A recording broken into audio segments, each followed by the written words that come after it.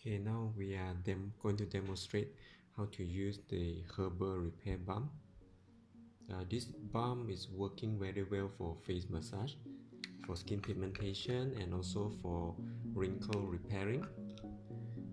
It's made from herbal, Chinese herbal, and also with the beeswax and the jojoba oil and some essential oil included the lavender and chamomile. This much will be enough for face massage. But if you are going to use it just for a normal nighttime skincare routine, maybe just half of it will do.